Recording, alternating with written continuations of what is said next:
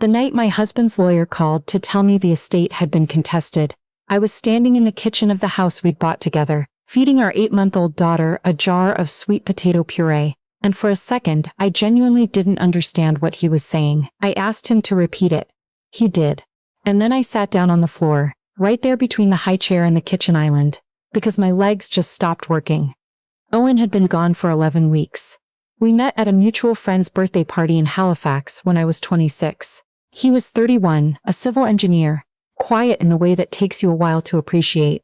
We got married 3 years later at a small vineyard outside of Wolfville, nothing extravagant. His mother, Catherine, cried through the whole ceremony, which I remember finding sweet at the time. I remember a lot of things differently now. Owen was diagnosed with a rare heart condition 8 months into my pregnancy. It wasn't supposed to be fatal, not right away. His cardiologist in Halifax had a plan. Owen was careful, he followed every instruction, he quit coffee, he did everything right. And then one Tuesday morning in March he didn't wake up. Our daughter, Poppy, was born 6 weeks later by emergency C-section when the stress sent me into early labor. She spent 12 days in the NICU. I spent those 12 days moving between her incubator and a vinyl hospital chair, wearing the same cardigan, barely eating. Catherine and my brother-in-law, Fletcher, visited twice. Both times they stayed less than an hour. When I was finally discharged and came home to a house that still smelled like Owen's shampoo, I called my mother-in-law and asked if she could come and stay for a few weeks. Just to help. I wasn't sleeping, Poppy needed round-the-clock care, and I didn't have family nearby. My own parents were both gone. My younger sister lived outside of Calgary. I wasn't asking for much. Just presence, just another pair of hands. Catherine said she had her own health to think about. She said Fletcher's wife was also going through a difficult time. She said she was sure I'd manage. I didn't say anything for a moment. I think I was waiting to hear something else, some qualifier, some follow-up offer. It never came. She wished me luck and ended the call. I stood in the nursery holding Poppy and I kept thinking, she has her grandmother's eyes, Owen's eyes. And that woman just told me she was sure I'd manage. The weeks that followed were the hardest of my life. I'm a registered nurse, which meant I at least understood what I was doing with a newborn medically, but understanding something and having the capacity to do it while grieving a husband and recovering from a C-section are completely different things. My sister flew in for 2 weeks, and I don't know what I would have done without her. But she had her own family, her own job. Eventually she had to go home, and I was alone again. I started receiving letters in late May. Legal letters addressed to me through a firm in Dartmouth I'd never heard of. They were dense and formal, and the first time I read through one I had to sit down with a glass of water, because I couldn't quite absorb what I was reading. Catherine and Fletcher were formally contesting Owen's estate. They claimed that the will Owen had drawn up 14 months before his death had been signed under undue influence. Their position, stated plainly in the legal language, was that I had manipulated Owen into cutting his family out of a larger share of the inheritance than they were owed. Owen had left me the house, his personal accounts, and a life insurance policy. He had left his mother a specific sum that he'd told me about before he died, and which he believed was generous and fair. Fletcher received a smaller amount. Owen had been clear with me about his reasoning. His relationship with his family had been complicated for years. There were things he'd never fully explained to me, things I'd sensed but hadn't pressed him on. Now those things were pressing back. I couldn't afford to ignore the letters. I retained a family lawyer in Halifax, a sharp woman named Cecile, who told me plainly that while the claim was difficult to prove, it wasn't something to take lightly. The legal process would be expensive and slow. I would need documentation. I would need to demonstrate the legitimacy of Owen's intentions. I was a new mother, a grieving widow, and now I was a defendant. Catherine started calling more often after the letters went out. Not to check in on Poppy, to talk about the estate. She would begin the calls with a kind of practiced warmth, asking how I was sleeping, and then within a few minutes she'd be suggesting, gently, that fighting this process would only drag things out and create more pain for everyone. She used the word family a lot. She said she hoped we could resolve things without making them ugly. I started recording the calls. Cecile had advised me to. It was during one of those calls that Catherine said something that shifted something inside me permanently. Poppy was fussing in the background, and Catherine paused mid-sentence and said very quietly, "That baby must miss her father." And then she continued with what she'd been saying about the estate. Not a question. Not an expression of love for her granddaughter. Just a brief acknowledgement that the baby existed, tucked in between property law. I hung up and I sat very still for a long time. I'd been so focused on surviving, on feeding Poppy, on getting through each night, on understanding legal documents I'd never expected to read, that I hadn't stopped to truly look at the pattern. Catherine and Fletcher had barely been present since Owen died. They hadn't helped with the baby, hadn't brought food, hadn't called to ask how Poppy was developing. But the moment it became clear that Owen's estate was settled in my favor, they had mobilized with remarkable speed and hired lawyers within weeks. They weren't grieving. Or if they were grieving something other than Owen. I was in my home office one evening, Poppy asleep in the monitor on the desk beside me, going through some of Owen's old files, looking for anything that might help Cecile build my case, when I found a folder tucked behind his desk drawer, taped shut. Inside was a letter. Owen had written it by hand, addressed to me, dated about 2 months after his diagnosis. I read it 3 times before I could breathe properly again. He had known his family might do this. Not in those specific terms, but he had suspected. He wrote about his mother's relationship with money, about how it had changed over the years, about certain decisions made after his father passed away that had never quite added up. He wrote about a conversation he'd had with Fletcher, where Fletcher had said things about the house, about the life insurance, things Owen described as having made him deeply uncomfortable. He had written the letter as a way of telling me, in his own words, that if anything ever happened, he needed me to know the choices he'd made were his own, that nobody had influenced him, that he had been clear-eyed and deliberate. He had signed it and had it notarized. I called Cecile the next morning. She was very quiet on the phone for a moment after I described the letter. Then she said, "Can you bring it in today?" Around the same time, something unexpected happened. My phone rang one afternoon, a number I didn't recognize, a Nova Scotia area code. I almost let it go to voicemail. I'm glad I didn't. The voice on the other end was older, careful, with a slight maritime accent I couldn't quite place. He introduced himself as Henry, Owen's uncle, his father's brother. I knew the name. Owen had mentioned him once or twice, but I'd never met him. Henry had never been at any family gathering I'd attended. I'd assumed they weren't close, or that there was some old distance between them. He told me he'd heard about the legal proceedings through someone in the family. He said he'd been thinking about calling for weeks, and had talked himself out of it several times.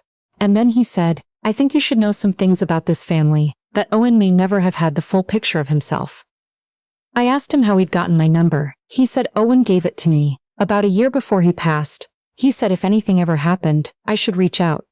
I sat down. Henry drove to Halifax the following week. He arrived at my door on a gray Tuesday morning in October, a tall man in his late 60s with Owen's same careful way of moving, Owen's same way of looking at you before he spoke, like he was choosing his words.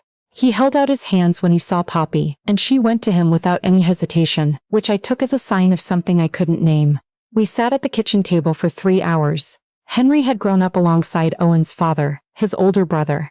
He described a family dynamic shaped largely by one thing: the inheritance from Owen's paternal grandparents, a substantial amount of money and property, distributed unevenly, that had created resentments lasting decades. Owen's father had received a larger share, which Catherine had always believed was rightly hers to control. When Owen's father died, the family's financial structure shifted, and certain agreements that had existed informally between the brothers began to collapse. Henry had tried, over many years, to document what he'd observed. He had never been able to get anyone to listen. He'd been pushed out of family gatherings gradually, accused of stirring up old conflict. Catherine had told Owen, apparently, that Henry was bitter and unreliable. Owen had accepted that without question because he'd had no reason not to. Henry reached into the bag he'd brought and set a manila envelope on the table. Inside were records. Letters between Catherine and a financial advisor, from years before Owen's diagnosis, referencing the life insurance policy as part of a broader plan. Emails, printed out, dated, where Fletcher discussed the value of the Halifax house, in terms that assumed it would eventually come to him. There was nothing overtly criminal in the documents, but taken together, they painted a picture of a family that had been treating Owen's assets as a future inheritance for years. An inheritance they had expected to access regardless of what Owen actually wanted. I felt cold reading through them. Henry also told me something else. He said that years ago, there had been a disagreement between Owen's father and Catherine involving a joint account that had been quietly drained before Owen's father's estate was properly settled. Henry had raised concerns at the time. He had been told by Catherine directly to stay in his lane. None of this would necessarily hold up in court on its own. but it corroborated the broader picture that Cecile was building. More importantly, it helped me understand something I had been struggling with since Owen died. Why a woman who had cried through my wedding would fight her grieving daughter-in-law over a house where an 8-month-old baby slept. The proceedings moved slowly, as Cecile had warned me they would. There were depositions, document requests, long stretches where nothing seemed to happen, and then sudden flurries of correspondence that arrived all at once. I went back to part-time nursing shifts when Poppy was 7 months old, because I needed the income, and because sitting at home waiting for legal decisions was making me feel like I was disappearing. Catherine's lawyer made several attempts to negotiate a settlement. Each offer involved me giving up a portion of the life insurance proceeds, or agreeing to sell the house within a set period. Cecile reviewed each offer carefully and advised me that accepting any of them would leave me in a significantly more precarious position financially, with a young child to raise alone. I said no every time. I want to be honest about what that period was like, because it wasn't clean or simple. There were nights when I genuinely wondered if fighting was worth it. Not because I doubted that Owen had meant what he'd written, but because the fighting itself was exhausting in a way that's hard to describe.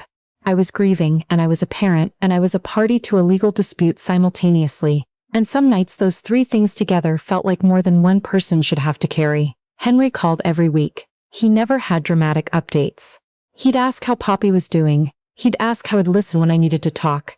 He was careful never to build up false hope or minimize what I was dealing with. He just showed up, in that consistent and undramatic way, every single week. He reminded me of Owen. Fletcher called once, about 6 months into the proceedings, on a Sunday evening.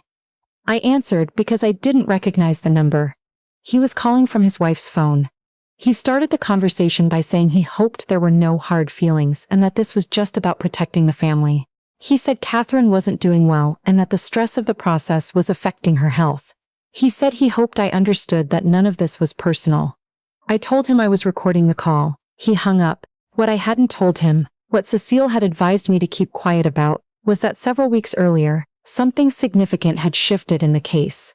Owen's notarized letter had been assessed by an independent legal expert. The assessment confirmed its authenticity. More importantly, Cecile had located Owen's estate lawyer, a man in Dartmouth who had drawn up the original will, who was willing to provide a sworn statement confirming that Owen had come to him alone, had been clear about his intentions, and had explicitly stated that he wanted to ensure his wife and future children were the primary beneficiaries. There had been no undue influence. There never had been. Owen had known exactly what he was doing. The case collapsed over the following weeks. Catherine and Fletcher's legal team submitted a motion to withdraw. The presiding judge reviewed the accumulated evidence, and the withdrawal was approved, with a note in the record that the contesting claim had been found to lack sufficient merit to proceed. Cecile called me on a Friday afternoon to tell me it was over. I was standing in the backyard. Poppy was in the stroller beside me, pointing at a blue jay in the birch tree at the edge of the yard, making the sound she made when she was excited. I held the phone and listened to Cecile explain the outcome in her precise, measured way, and when she finished I thanked her, and then I just stood there watching my daughter watch the bird. Owen would have loved that, I thought. He used to watch birds. There was a brief period after the case closed where I expected to feel something dramatic. Relief, maybe, or vindication. What I actually felt was very quiet. Like something heavy I'd been carrying had been set down, so gradually that I hadn't noticed until it was gone. Henry came for dinner the following month. It was November, and I made a roast because it was the kind of thing that takes a long time and fills the house with warmth, and I wanted the house to feel warm. He brought a bottle of Nova Scotia wine and a cloth book for Poppy with pictures of animals on each page. She carried it around for the rest of the evening, occasionally bringing it to Henry to look at together. He held her in the big armchair by the window after dinner while she fell asleep, and I sat across from him with my wine, and the house was quiet in a way that felt like something other than emptiness for the first time in a long time. Owen chose well, Henry said, looking at her. I didn't say anything. I didn't need to. I haven't spoken to Catherine or Fletcher since the case was dismissed. I don't know if I ever will. I spent a long time trying to find the charitable explanation for what they did, trying to understand it in a way that allowed them to remain human to me, rather than simply people who looked at a grieving woman with a newborn and decided that was an opportunity. I think I understand it now, in the way you understand something that doesn't get better for being understood. Grief does strange things to people. Money does stranger ones. And sometimes the family you thought would catch you is the one standing there watching to see what you drop. What saved me was a letter my husband wrote when he thought he might be dying, and an old man who answered the phone when he could have stayed out of it. Poppy is 14 months now. She has Owen's eyes and my stubbornness, which I'm choosing to view as a gift. She started walking last week, those uncertain wide-legged steps that made Henry laugh so hard he had to set down his tea. We're still in the Halifax house. I've painted the kitchen a deep green that Owen would have teased me about, and then secretly liked. The backyard birch tree is bare now, but it'll come back in spring. Henry comes for Sunday dinner about twice a month. He fits into our small life in a way that feels as natural as anything that's grown slowly over time. He's shown me photographs of Owen as a child, gap-toothed and serious in the way serious children are. And we talk about him in the easy, loving way you can when grief has had time to settle. Not disappear, settle. I don't know what the next chapter looks like in any specific way. I know I'll keep working, keep raising Poppy, keep tending the life Owen and I started together. I know Henry will call on Tuesday evenings and Poppy will bring him her animal book and the house will keep being ours. That's enough. For now, that's everything. Tell me in the comments, have you ever had someone unexpected show up for you when the people you counted on didn't? And if you're new here, subscribe. There are more stories coming, and I think you'll want to stay.